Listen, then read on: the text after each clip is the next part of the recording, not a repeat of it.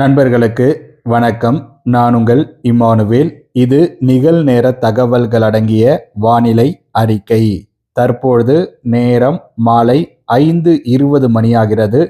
சில நிமிடங்களுக்கு முன்பாக பதிவாகி இருக்கக்கூடிய அந்த செயற்கைக்கோள் மற்றும் ரேடார் படங்களை நாம் முற்று நோக்குகையில் கோயம்புத்தூர் மாவட்டத்தினுடைய தெற்கு பகுதியான பொள்ளாச்சி, வேட்டக்காரன்புதூர் சுற்று வட்டார பகுதிகளில் மிக பரவலாக மழை மேகங்கள் பதிவாகி கொண்டிருக்கின்றன. சில மழை மேகங்கள் அதில் உக்கிரமாக தென்படுவதையும் நம்மால் தெளிவாக பார்க்க முடிகிறது.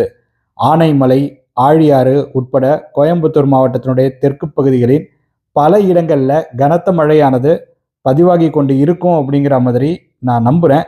நீங்கள் யாராவது அந்த பகுதிகளில் வசித்து கொண்டு இருந்தீங்கன்னாக்கா உங்களது பகுதியின் நிலவரத்தை மறக்காமல் எங்கள் கூட நீங்கள் கருத்துரை பகுதியில் பகிர்ந்து கொள்ளுங்க. கோட்டூர், மலையடிப்பட்டினம் சுற்றுவட்டார பகுதிகள், சாமத்தூர் சுற்றுவட்டார பகுதிகள், பொள்ளாச்சியில் சேரன் நகர் சுற்றுவட்டார பகுதிகள் என பல இடங்களில் பரவலாக மழை மேகங்கள் பதிவாகி வருகிறது. அதே போல ஓலாலப்பாதி சுற்றுவட்டார பகுதிகள், நடுப்புனி சுற்றுவட்டார பகுதிகள் என கேரள எல்லையை ஒட்டி இருக்கக்கூடிய பல இடங்களிலும் மழை மேகங்கள் பதிவாகி கொண்டிருப்பதையும் நம்மால் பார்க்க முடிகிறது. மீனாட்சிபுரம், நீலிமேடு, கோவிந்தாபுரம் சுற்றுவட்டார பகுதிகள், அதே போல் செம்மனம்பாதி சுற்று வட்டார பகுதிகள் என பல இடங்களில் நீங்கள் தான் சொல்லணும் உங்களது பகுதியின் நிலவரத்தை. நிச்சயமாக வால்பாறை, ஆழியாறு இடைப்பட்டு இருக்கக்கூடிய அந்த சாலையில், வால்பாறை, பொள்ளாச்சி இடைப்பட்டு இருக்கக்கூடிய அந்த பல்வேறு இடங்களில் மழையானது பதிவாகி இருக்கும் அப்படிங்கிற மாதிரியான ஒரு எதிர்பார்ப்பு என்கிட்ட இருக்குது. அடுத்த சில மணி நேரங்களில் கோவை மாநகர் அல்லது அதனுடைய புறநகர் பகுதிகளிலும் மழை பதிவாக வாய்ப்புகளும் அமைப்புகளும் இருக்குது. ஒத்தக்கால் மண்டபம் மாதிரியான இடங்களில் கூட நம்ம மழையை எதிர்பார்க்கலாம். நீங்கள் யாராவது கிணத்துக்கடவு, அதே போல் நல்லட்டிப்பாளையம் சுற்று வட்டார பகுதிகளில் வசித்து கொண்டு இருக்கக்கூடிய நண்பர்களாக இருக்கிற பட்சத்தில் உங்களது பகுதியின் நிலவரத்தையும் எங்கள் கூட நீங்கள் பகிர்ந்து கொள்ளுங்க. ஸோ கோவை மாநகர் அல்லது அதனுடைய புறநகர் பகுதிகளில் மழை பதிவாகும் அப்படிங்கிறத, மழை பதிவாக வாய்ப்பு அதிகமாக இருக்குது அப்படிங்கிறத உங்கள் கூட நான் பகிர்ந்து கொண்டு இருக்கிறேன்.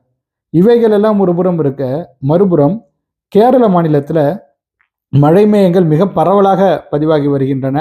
தற்போது கூட பார்த்தீங்கன்னாக்கா மன்னமங்கலம் மற்றும் நெல்லியம்பாதி இடைப்பட்டு இருக்கக்கூடிய அந்த பகுதிகளாக இருக்கட்டும், கோட்டயம் சுற்று வட்டார பகுதிகள், கொச்சி சுற்று வட்டார பகுதிகள், அதே போல் திருவள்ளா சுற்று வட்டார பகுதிகள் என பல இடங்களில் மிக பரவலாகவே மழை மேகங்கள் பதிவாகி வருகிறது. ஸோ ஆலப்புழா, கோட்டயம் இடைப்பட்டு இருக்கக்கூடிய அந்த பகுதிகளிலும் நிச்சயமாக மழையானது பதிவாகி இருக்கும் அப்படிங்கிற மாதிரி நம்ம நம்பலாம். இவை தவிர்த்து வழிக்கடவு சுற்று வட்டார பகுதிகள் உட்பட நம்முடைய நீலகிரி மாவட்டத்திற்கு மேற்கே இருக்கக்கூடிய பகுதிகளில், வயநாடு மாவட்டத்திலும் மழை மேகங்கள் மிக சிறப்பாகவே பதிவாகி வருகிறது. இதைத்தான் நம்ம எக்ஸ்பெக்ட் பண்ணியிருந்தோம். கேரளாவில் மழை பதிவாகுங்கிறது தெரியும், அதை நம்ம இந்தந்த பகுதிகள்னு குறிப்பிட்டு சொல்ல. பட் தமிழகத்தில் கேரள எல்லையை ஒட்டி இருக்கக்கூடிய பல இடங்களில் மழை பதிவாகுங்கிறது நம்ம எதிர்பார்த்திருந்தது தான்.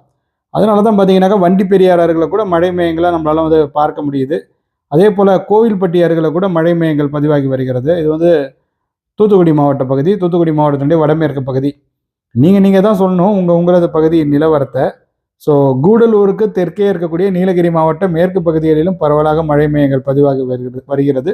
பெங்களூரினுடைய வடக்கு புறநகர் பகுதியான துமக்கூரு அருகில் மழை மேகங்கள் கொஞ்ச நேரத்திற்கு முன்பாக உக்கிரமாக பதிவாகி வந்தது.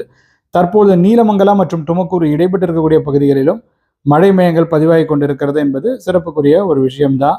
ஸோ பெங்களூர் மாநகரினுடைய புறநகர் பகுதிகளிலும் சில இடங்களில் மழையானது பதிவாகி இருக்குது அப்படிங்கிறத இதன் வாயிலாக நம்மளால் தெரிந்து கொள்ள முடிகிறது. ஸோ அடுத்த சில மணி நேரங்களில் கோவை மாநகர் அல்லது அதனுடைய புறநகர் பகுதிகளில் ஏதேனும் இடங்களில் மழை பதிவானது என்றால் மறுபடியும் சொல்கிறது போல் நீங்கள் ஆச்சரியம் கொள்ள தேவை கிடையாது. சில பகுதிகளின் மழை அளவுகளுடன் நான் அடுத்த காணொலியில் சில விஷயங்களை உங்கள் கூட பகிர்ந்து கொள்கிறேன். முடிஞ்ச இரவு நேரத்தில் ஒரு காணொலியை பகிர்வதற்கு நான் முயற்சி பண்ணுறேன்.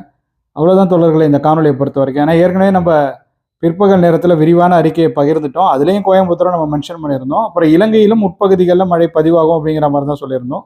தற்பொழுது அதுதான் நிகழ்ந்து கொண்டிருக்கிறது. வாவுனியா வனப்பகுதிகளில், கிளிநொச்சி வாவுனியா இடைப்பட்டு இருக்கக்கூடிய அந்த பகுதிகளில், முலன்காவில், ஜெயாபுரம் சுற்று வட்டார பகுதிகளில், அதே போல் ஒடுசூடன் சுற்று வட்டார பகுதிகள் என பல இடங்களில் மழை மேகங்களானது பதிவாகி வருகிறது.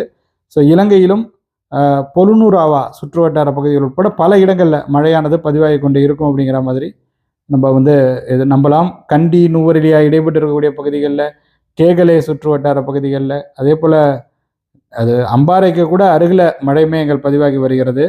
அதையும் நம்ம வந்து பார்க்குறோம். அம்பாறைக்கு கொஞ்சம் மேற்கே இருக்கக்கூடிய இடங்களில் ஒரு பரவலான மழை மேகங்களை பார்க்க முடியுது. அம்பாறை மற்றும் மஹோயா இடைப்பட்டு இருக்கக்கூடிய அந்த பல இடங்களில் மழை மேகங்கள் தென்பட்டு வருகிறது. ஸோ இலங்கையிலும் பல இடங்களில் இடியுடன் கூடிய மழை பொழிவை இந்த வெப்பச்சலன மழை ஏற்படுத்தி இருக்கும் அப்படிங்கிற மாதிரி நம்ம வந்து நம்பலாம். இது அவசியமும் கூட இந்த காலகட்டத்தில் அது பதிவாக தான் செய்யும்.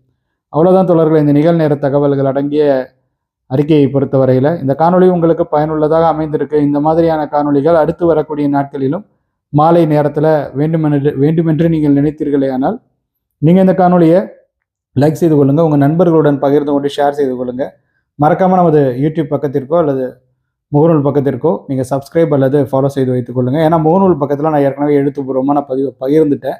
இனிமேலும் பார்த்தீங்கன்னா நிகழ்நேர தகவல்களை முகநூல் பக்கத்தில் ஷார்ட்டாக பதிவு பண்ணுறது கொஞ்சம் ஈஸியாக இருக்கும். ஓரளவுக்கு நம்மளால் லென்த்தாக பதிவு பண்ண வேண்டிய சூழ்நிலை இருந்ததுன்னா நம்ம யூடியூப் பக்கத்தில் பகிரலாம்.